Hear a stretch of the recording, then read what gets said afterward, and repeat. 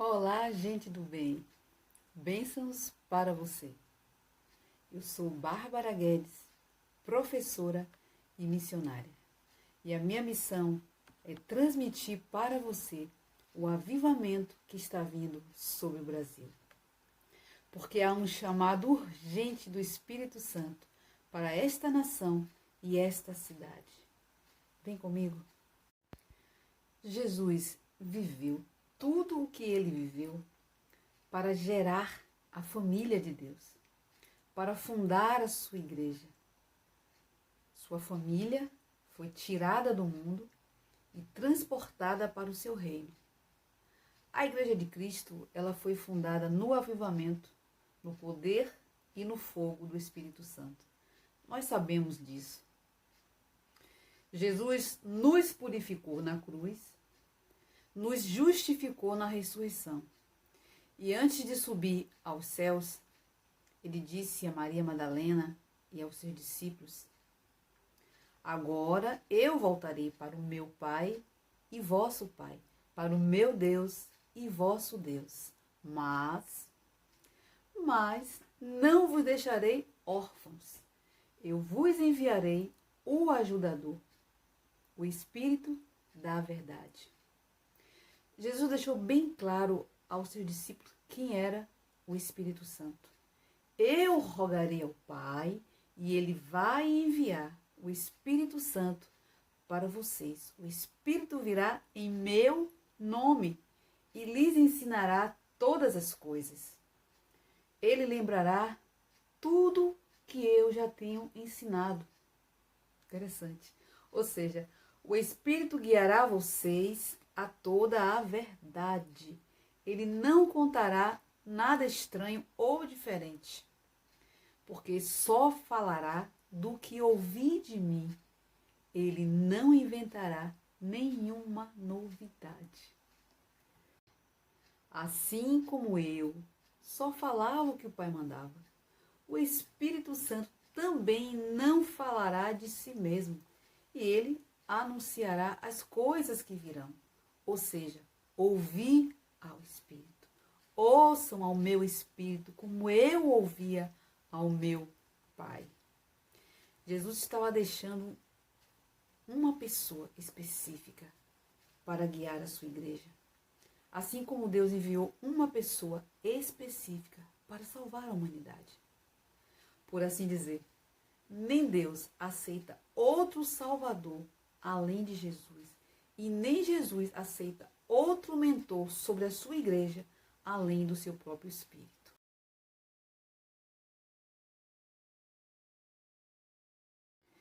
Depois que ressuscitou, Jesus ficou com os 11 por 40 dias, lhes ensinando sobre o reino. E antes de voltar ao céu, lhes informou a sua nova posição de autoridade. Ele disse: foi-me dada toda a autoridade no céu e na terra. E também informou aos discípulos a nova posição deles, a de construtores do reino. Vão e façam discípulos, batize-os e ensine-os a observarem todas as coisas que eu já ensinei vocês a observarem. Mas primeiro, esperem o Espírito ser enviado. E assim foi.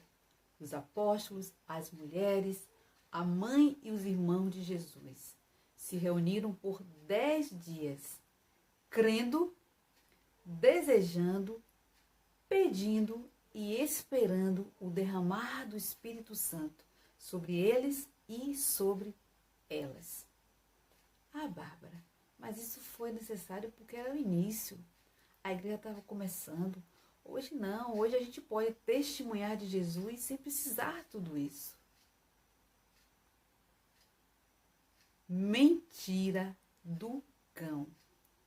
Não se empurra um reino com a barriga.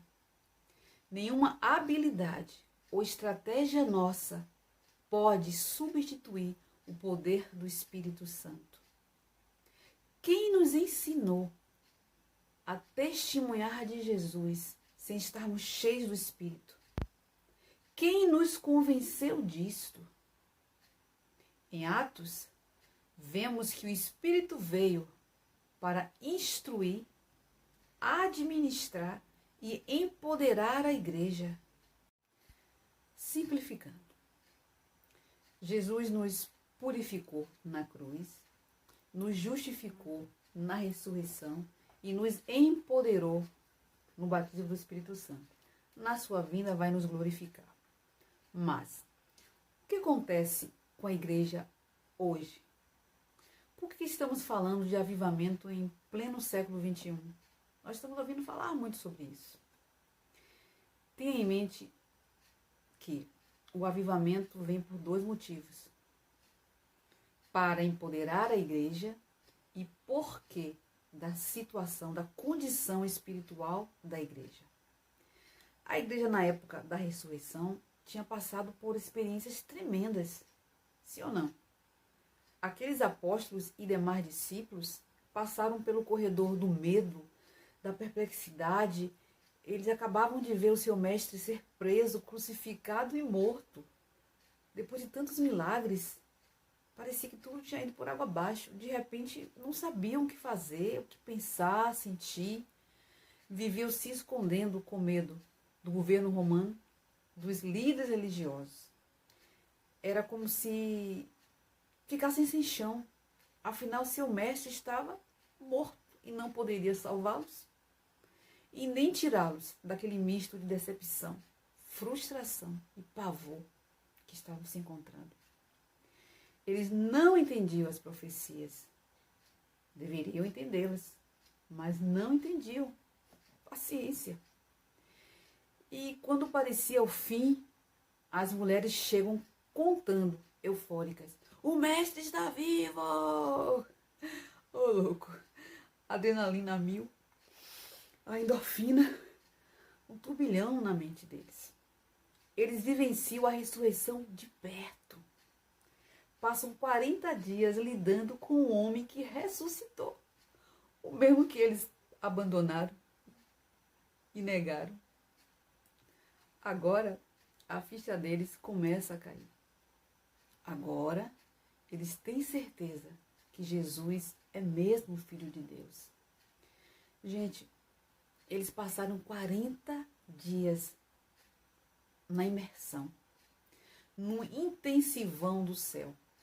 Mas vocês acham que eles estavam preparados para o que viria depois?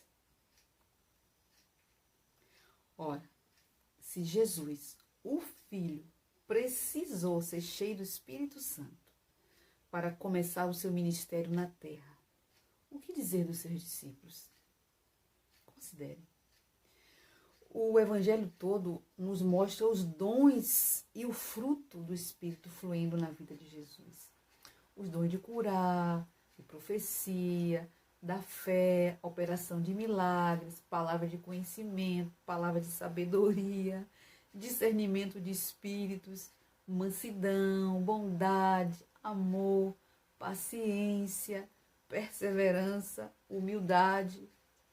Gente, Jesus precisou ser cheio do Espírito Santo para andar neste mundo mau e cumprir a sua missão ao pé da letra. Ele disse: eu não faço nada de mim mesmo. Tudo que eu ouço que o Pai me mostra, que manda fazer, eu faço. Óbvio que os apóstolos e demais discípulos e discípulas também precisariam do Espírito Santo e do seu poder. É óbvio que nós, hoje, precisamos do Espírito Santo. Precisamos urgentemente.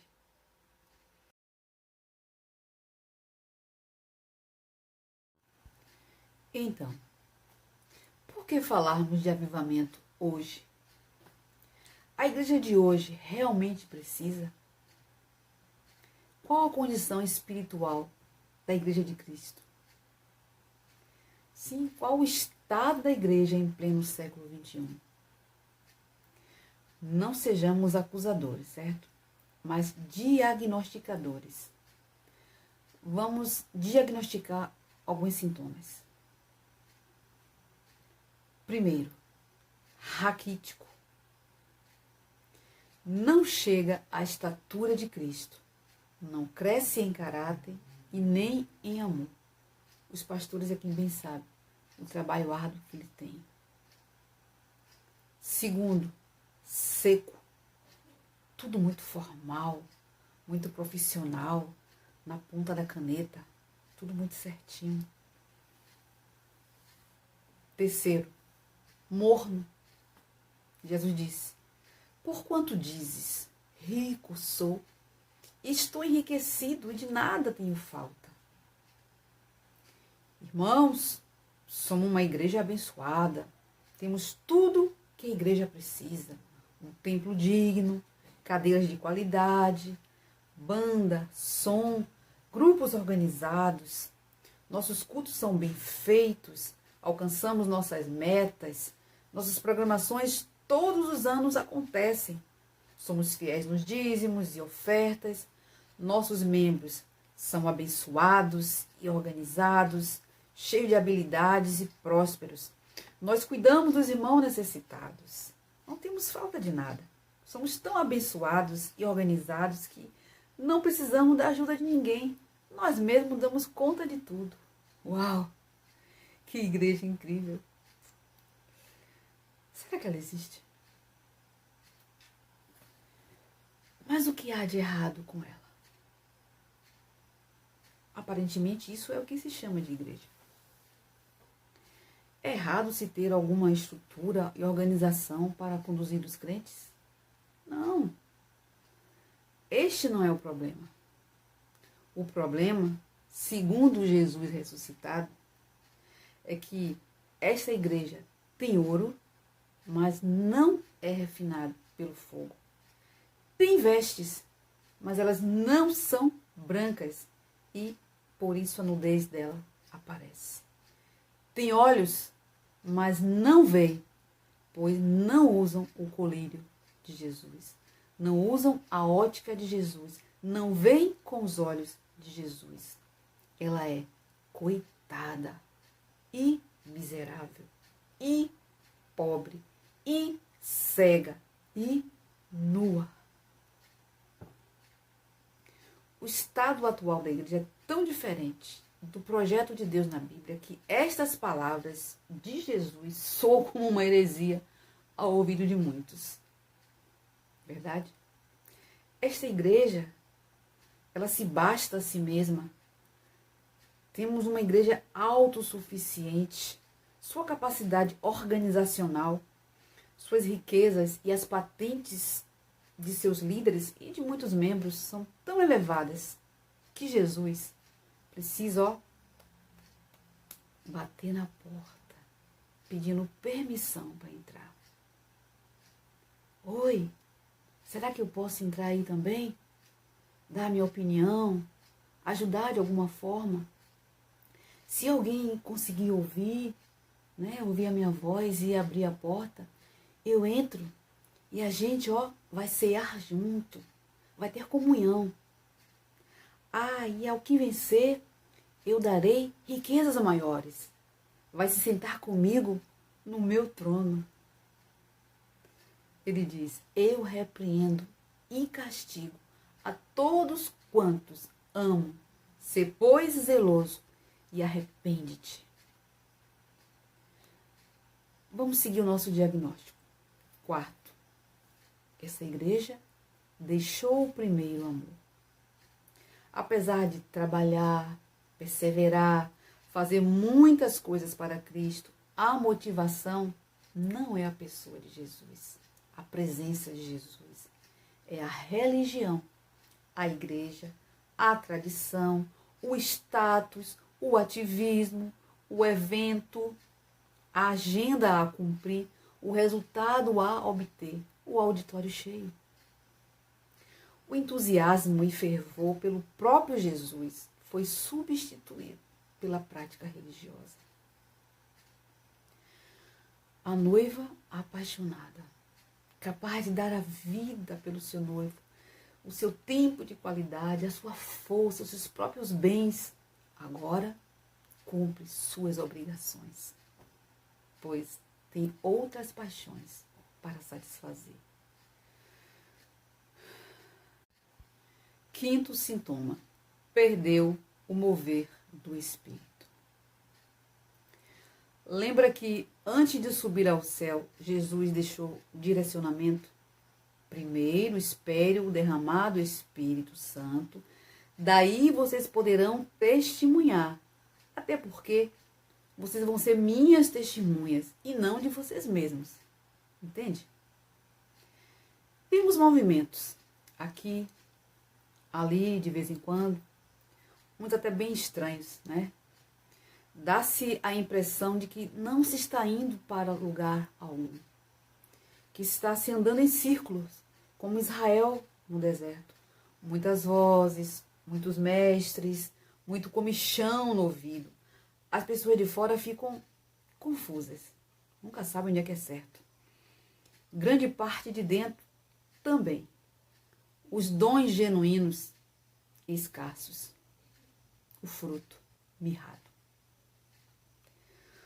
Uma igreja que se converteu em uma tradição, em uma rotina, onde você vai para a igreja ao invés de ser igreja. Ou seja, a igreja parece uma forma de Deus e não uma realidade de Deus. Então eu te pergunto, temos que falar ou não sobre avivamento? Quando você pensa, eu penso, nós pensamos na igreja que Cristo vem buscar, aquela que Paulo fala lá aos Efésios, igreja gloriosa, sem mácula, nem ruga, nem qualquer coisa semelhante, santa e irrepreensível. E aí você se analisa, eu me analiso, com base na expectativa que o Senhor Jesus tem da sua noiva. O que você pensa? O que você sente? Que grau de importância você dá a isso?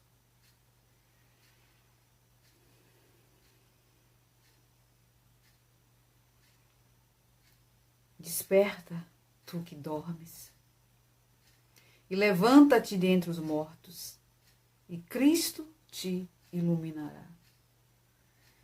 Este verso não é um texto fora de contexto. Na sequência, Paulo vai falar sobre se encher do Espírito Santo. E ainda dá uma receita. Despertar e levantar. Despertar é literalmente acordar. Ora, só se desperta quem está dormindo. Quem está dormindo não vê, não ouve, não pensa, não age, só se for sonâmbulo.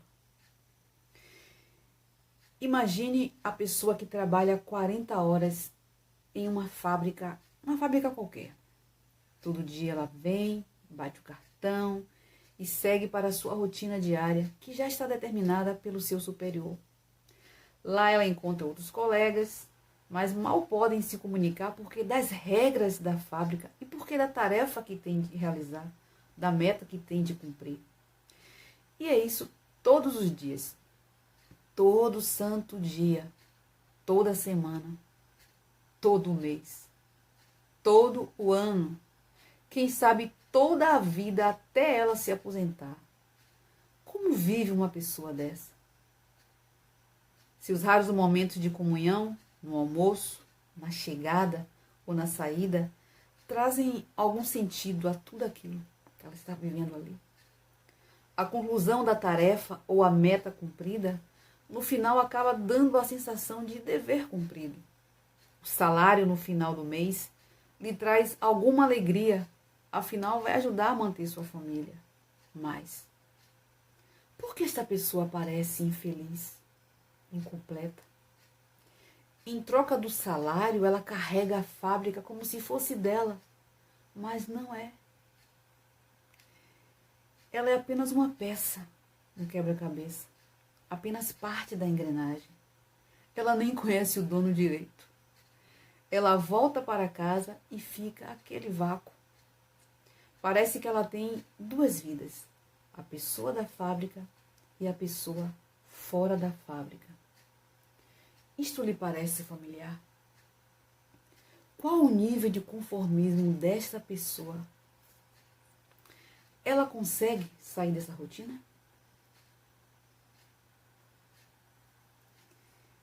Levantar.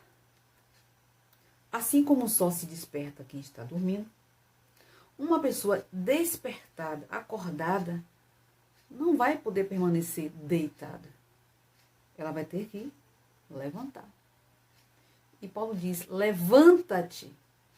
É tão sério que Paulo compara este sono da igreja aos dos mortos. Levanta-te dentre os mortos. Considerando a expectativa que Jesus tem para o seu casamento, o estado atual da sua igreja na terra, o cenário mundial quase todo pronto para a manifestação do anticristo, como não falar de avivamento? A igreja de Cristo nasceu no avivamento e subirá no avivamento. O avivamento vem porque do estado da igreja e para despertar a igreja. Antes da ordem para a trombeta soar, o Espírito Santo soprará dos 4 cantos sobre a igreja. A gente pode crer, eu creio no avivamento, muitos de vocês creem no avivamento, mas ele virá por uma obra do Espírito Santo. E avivar quer dizer voltar a dar vida. É muito sério, é voltar ao ponto original. Nós precisamos sim deste avivamento.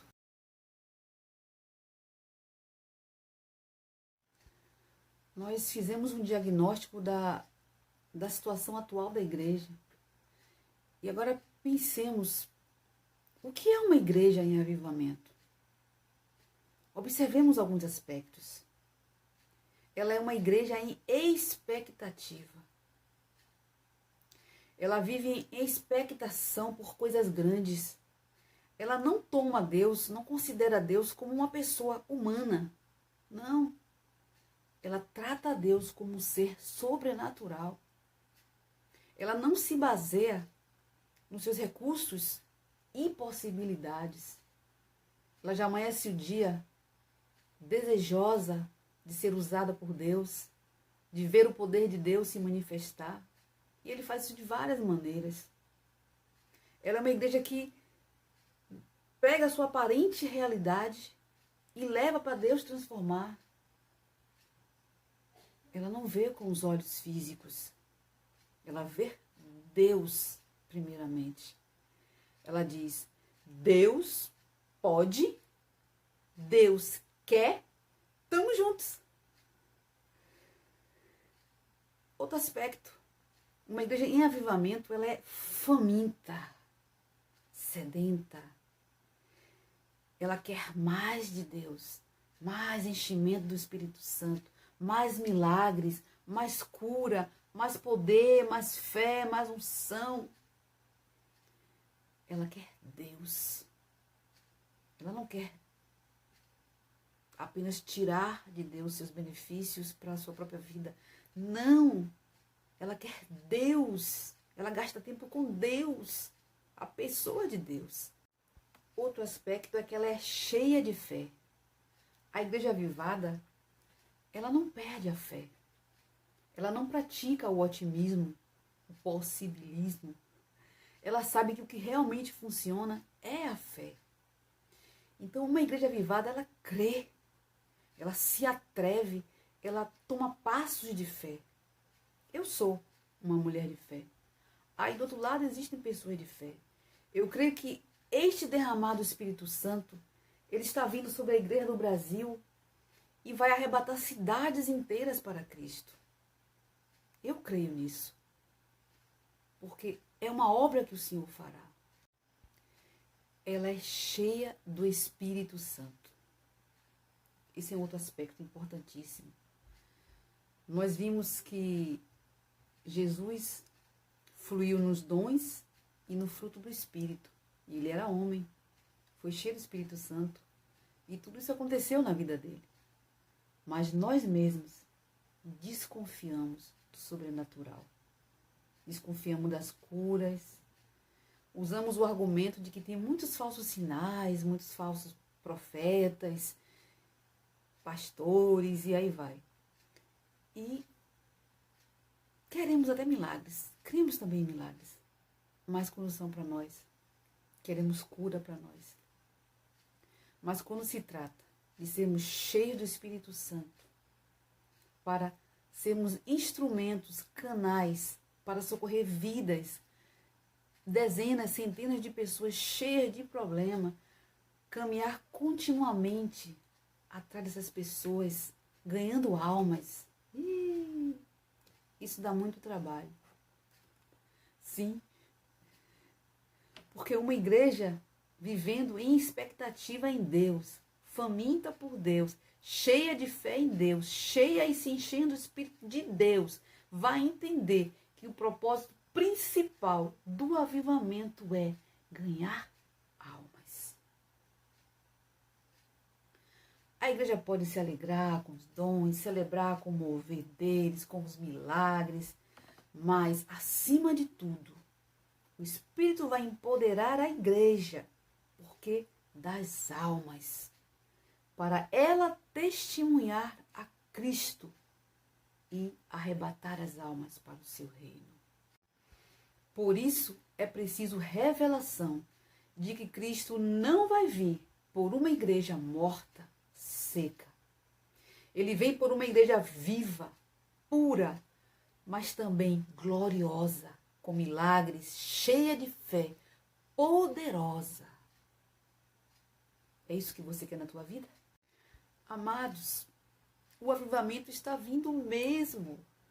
E ele está vindo da parte de Deus, para que você e eu entendamos que estamos vivendo o último tempo.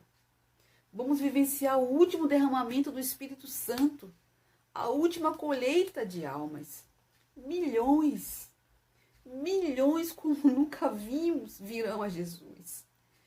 Ponha na sua mente, para que você saiba, entenda, creia que o Espírito Santo vai despertar, avivar e empoderar a sua igreja para um propósito, para a grande colheita de almas.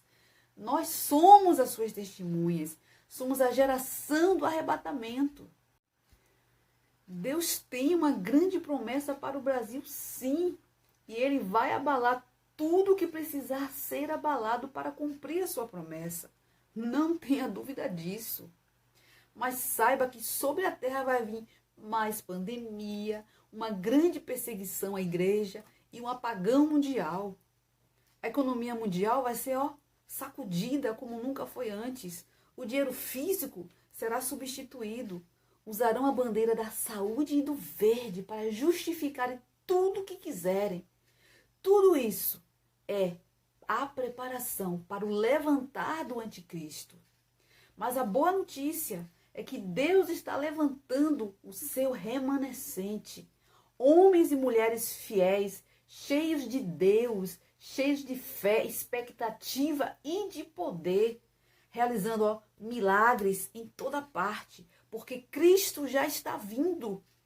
E Ele vem por uma remanescente que está ganhando almas, que está vivendo e testemunhando Cristo no poder do seu Espírito. Nos arrependamos enquanto é tempo.